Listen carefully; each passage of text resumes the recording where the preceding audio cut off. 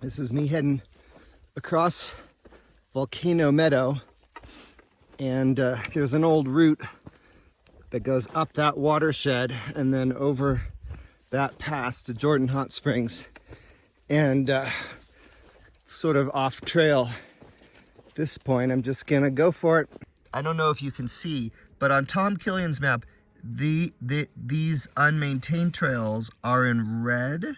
It's a little bit different color versus the main trail. The main trail goes all the way around through, I think, some famous grazing areas. There's a lot of like cow camp type things. You go all the way down here, and then, let's see, then you come down here and you end up at Red Rock Meadows, and then it's 4.7 miles from there down to Jordan Hot Springs. But there is this route right here that cuts across almost in a perfect diagonal from where I am. So my idea is to find the left stringer trail and then make sure I head up this branch. We're gonna head over a little saddle and then down along a mountainside, switchbacking down through a meadow, and then more switchbacks down to the meadow. To travel from here all the way to the hot springs, that would be a big chunk of the wilderness.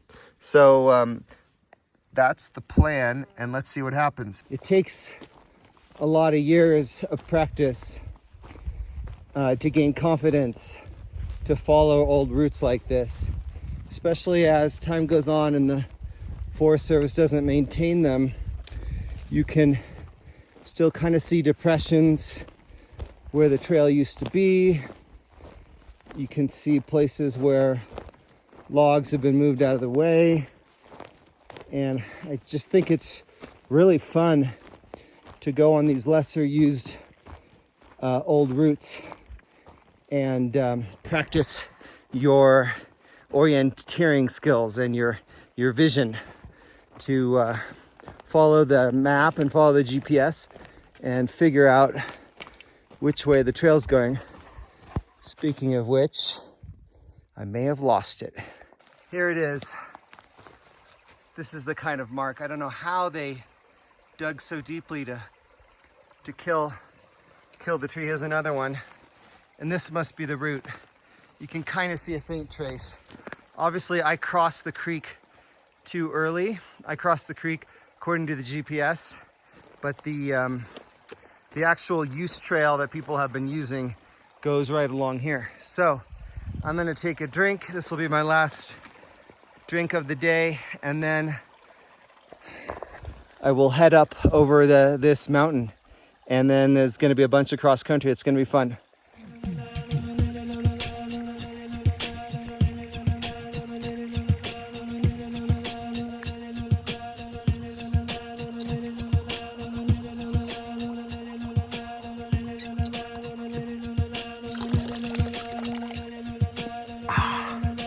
Right from the source. Okay, here's another one. What I'm looking for, my trail, or my route at least, goes off to the right. So I'm looking for a split. Besides streams, meadows are the biggest challenge.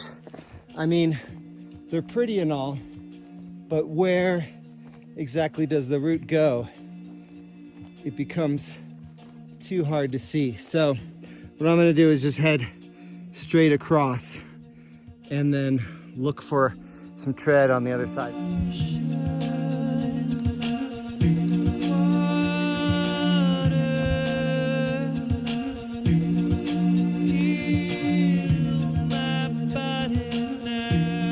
I just bushwhacked through the meadow. A bunch of fallen trees, but then look, do you see that? That's a little trace of a trail, I believe. If you want to help out those who are coming after you, you can clear branches from the trail and just kind of demarcate. Hey guys, there's a fallen tree there, but it picks up again here. Keep going that way. Now I'm starting to sweat. The route is heading straight up through fairly open forest, so nice and easy going, but a lot of altitude I think we'll get up to about 10,000. Well, I've stopped for some 11s. Made it up to the saddle, which is a low point between two peaks. And often it's kind of windy, so sorry if there's wind blowing on the mic. I've been lost or off route or whatever for up to about 10 minutes at a time. But that's okay. This is easy terrain and I just follow along with Gaia GPS. That's the program I'm using.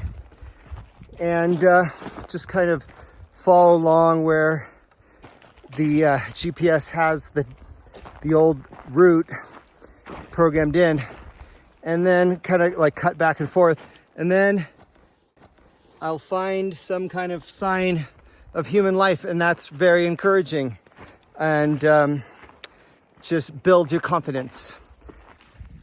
So on this steep blown out hillside with a lot of fallen trees, I definitely lost all track of the human trail here. But what you do in this case is you just look for the next landmark on the map, and the trail roughly diagonals down steeply, and then there should be a meadow down here in this corner, kind of like a marshy meadow on the map. It's about 20 minutes later and I've worked my way down and I found this nice little stream, which is cute.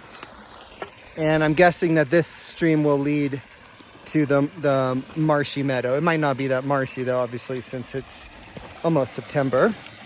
The good news about, I'm about to jump.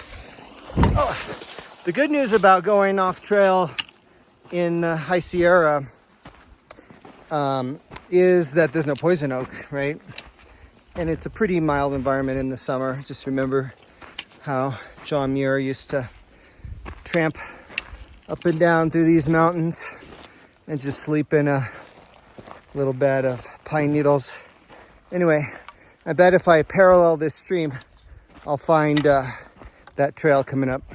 Got a huge tree in the way. Okay, and there is the meadow. It's a lovely meadow. But to be honest, I don't see any sign of humans or horses crossing it. Ah, I see what was happening here. I wasn't even at the real meadow yet. Here's the real meadow. Oh my God. It's like paradise. Who needs a trail? I don't even care anymore. The feeling in this meadow is incredible. I just want to live here and perform Shakespeare plays. It's technically, this meadow is called Cold Meadow, but if I were to name it, I would name it Benevolent Meadow. It just has a safe, awesome feeling, and I think that's what's most important about wandering around out in nature, is knowing that you're part of nature, one with nature, and everything is okay. Yeah, what do you know? Trail, it says. Well, we'll see about that, but it's nice to have a little sign from a human. Well, this meadow's amazing. Look, there's some yarrow. But I gotta say, all traces of any kind of trail have been completely obliterated here. So, somewhere up in these woods, the route continues, and hopefully, like earlier this morning, once I get going in the woods, I can get into a nice groove, because the route will be pretty easy to follow. But yeah, meadows and grasslands tend to just obliterate all traces of human footfall. Although there is some cow cow pies, which means that maybe cattle's brought down here every now and again. Just walking up this super steep mountain, bisecting it essentially. And if there's any sign of an old human grade or trail, I have not seen it. But we can look back over and see there's Mount Kern. That's the local peak. And then you can see over there is the other mountain. And in between is where I came through right before noon at the saddle. So at this point, I've lost all track of the trail. And I've just been climbing this mountainside along where the map says the trail should be, but this is the route I have to go, just straight up through some rocks. So basically I'm doing off country now, and or off trail cross country, and I may or may not see the trail again. Now I've entered a different mode, which can happen when you follow old abandoned trails on very old maps. You go into off trail mode. So what to say about off trail mode? I think it's very fun. It engages that primal, caveman-like survival mode. But I think it's really important to not run on adrenaline, and to always stay safe, and to take your bearings, and just to keep in mind where all the peaks are, get the geography, be looking at your map, see there's that, okay, I'm gonna go down this ridge, I'm gonna be following that route, and I'll get where I need to go. Your senses are heightened and you're paying a lot of attention, and so the distance that you travel may seem farther than it is normally as you're just strolling along a nice path. So make sure to use your compass, and if you have something that detects footsteps, like my phone has an app that will show me how far I've gone, and combining that with the compass, use your map, and keep plodding your way back to your destination. So just keep heading back to the last known trail or track or area that you can reorient yourself at. Well, it didn't take too much off trail until I found this little thing. Now you can't see it much, but sometimes you can see a human trail against the edge of a hill. It sort of shows up like a line and like a cut into the earth. And this may stay here even if nobody hikes on it. Water and wind will eventually kind of even it out. I would say that basically my USGS topographical map was off, which kind of makes sense with these old maps that were done before. They're freehand drawn, and they were done before GPS absolute coordinate systems were in place.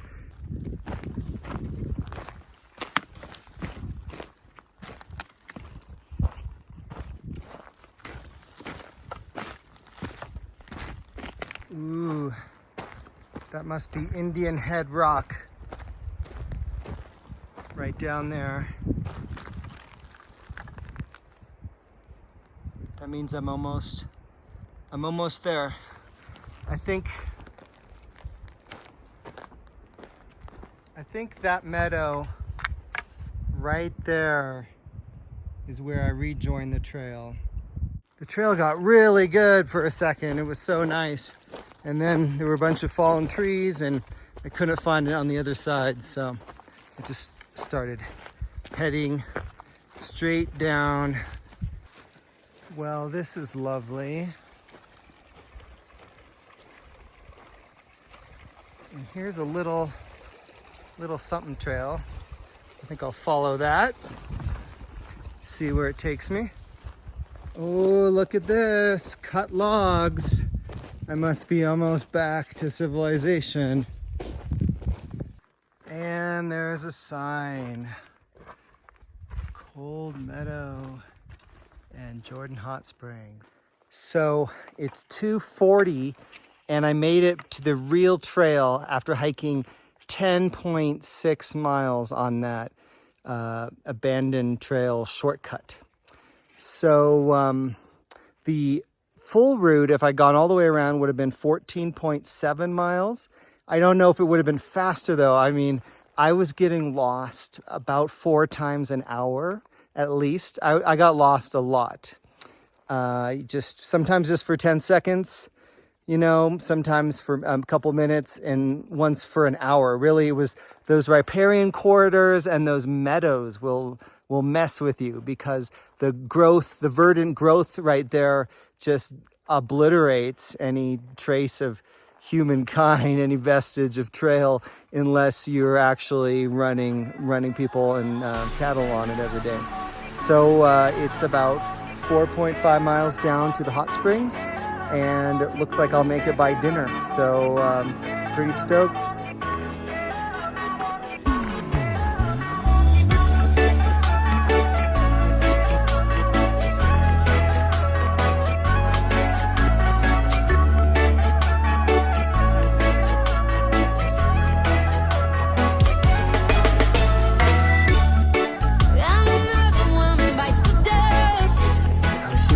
Big log.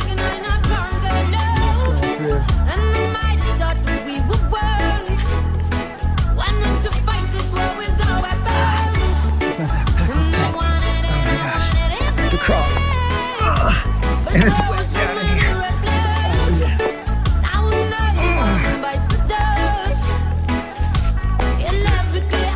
Oh man, so many logs in this tree.